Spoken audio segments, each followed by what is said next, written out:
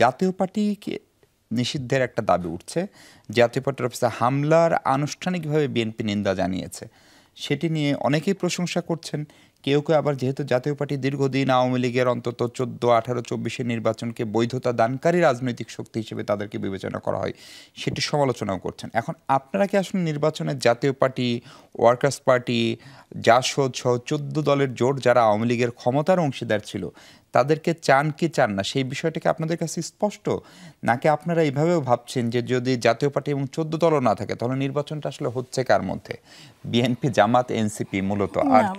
আসলে এখানে আমি একটু আগের প্রশ্নের কি উত্তর দিয়ে আসতে পারি। আমি কিছু আসলে কথা বলে আমার তরুণ বন্ধু বললেন কিছু কথা, আমি তার সাথে দুটো বিষয় আমি একটু যোগ করব। যে দেখুন, উনি যেই পয়েন্টে বসে আছেন সেই পয়েন্ট থেকে আমাদের সম্মানিত ভারপ্রাপ্ত চেয়ারপারসনের সাথে সম্মানিত প্রধান উপদেষ্টা যে মিডিয়াকে মনে হতেই পারে, আমাদেরও মনে হয়েছে একটা সময় যখন নাহিদ ইসলাম গেলেন একা, যে বেরিয়ে এসে বললেন যে প্রধান উপদেষ্টা রিজাইন করছেন, কিংবা প্রধান উপদেষ্টা যখন খোলাখুলি বললেন যে আমার ছাত্ররাই আমাকে নিয়োগ দিয়েছে, কিংবা যখন আমরা দেখেছি যে ওই সরকারের ওপরে একটা খুব স্ট্রং প্রভাব মানে আমাদের এই তরুণ বন্ধুদের আছে, তখন আমাদের এইভাবেই মনে হয়েছে।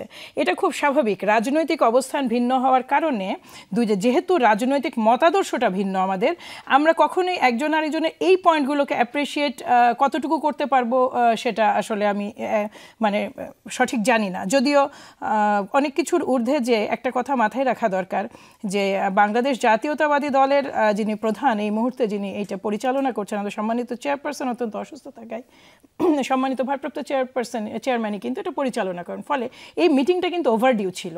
এবং যেটা হয়, বাংলাদেশ জাতীয়তাবাদী দল, এনসিপি, জামাতে ইসলামী, অন্যান্য সমস্ত বাম দল এবং অন্যান্য ইসলামিক দলগুলো, তারা সকলেই তো মানে এক আওয়ামী লীগ এবং জাতীয় পার্টি এবং অন্যান্য কয়েকটা দল ছাড়া তারা সকলেই তো আসলে এই সরকারের মানে একেবারে অন্যতম মানে বড় সমর্থন। ফলে প্রত্যেকের সাথে আমরা এত শক্তিশালী অংশীজন বলেই আমাদের প্রত্যেকের সাথে বসাটা কিন্তু তার একটা দায়িত্ব, মানে একটা তিনি মনে করেছেন তার থেকে, উইচ ইজ আমরাও ফিল করেছি যে পার্টি প্রধানরা যখন বসেন, সম্মানিত প্রধান উপদেষ্টা, সেটা একটা ডিফারেন্ট মিটিং হয়, যতই আমাদের সিনিয়র নেতারা যান বা যাই করুন। এটা হচ্ছে একটা পয়েন্ট। দ্বিতীয় পয়েন্ট হচ্ছে আওয়ামী স্টাইলের নির্বাচন। আমার তরুণ বন্ধুর মনে রাখা দরকার যে আওয়ামী স্টাইলের নির্বাচন, এটার সাথে আমি এখন একটা জিনিস জানেন, বাংলাদেশ এবার 6.5 কোটি লোক অলমোস্ট প্রথম ভোট দেবে। 35 বছর থেকে যাদের বয়স 35, আমরা ধরে নিচ্ছি যে 35 প্রায় কেউই ভোট দিতে পারেনি। তার মানে হচ্ছে আপনি যদি হিসাব করেন, আওয়ামী স্টাইলের নির্বাচনটা ছিল নো নির্বাচন, একদম সব অর্থেই ভোটাধিকার প্রয়োগ করতে না দেওয়া, সেটা হচ্ছে নো নির্বাচন। আমি ওই আগেকার যে নির্বাচন কমিশন বা আগেকার যে ল, সেটার সঙ্গে সমালোচনা না করে আমি যে কথাটা বলতে চাইছি, একটা নির্বাচন ব্যবস্থায় আপনি জানেন যে নির্বাচন কমিশন একটা সুপ্রিম পাওয়ার হয়ে ওঠে, তাকে তার দেশের সমস্ত আইন শৃঙ্খলা রক্ষাকারী অর্গানগুলো ইনক্লুডিং সেনাবাহিনী তাকে সাহায্য করতে বাধ্য থাকে। এই ধরনের এমপাওয়ার্ড নির্বাচন কমিশন বাংলাদেশ নিকট অতীতে দেখেনি।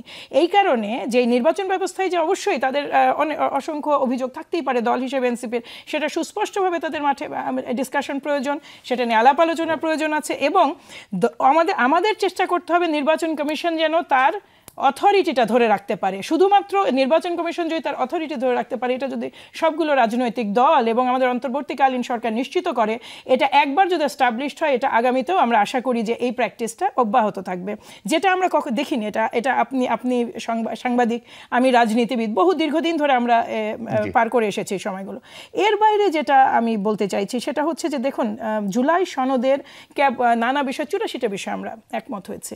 এর মধ্যে পয়েন্ট নোট অফ ডিসেন্ট আছে, তারপরে এমন কিছু বিষয় আছে, পিআর আছে। সরকার এরা কিন্তু আমাদের মানে ঐকমত্য কমিশন কিন্তু দুটো কাজ করছেন। এক হচ্ছে জুলাই সনদটা যেটা তৈরি করা হয়েছে, ওটার পাশাপাশি এটা কিভাবে ইমপ্লিমেন্ট করা যাবে, এটারও কিন্তু তারা কাজ করছেন।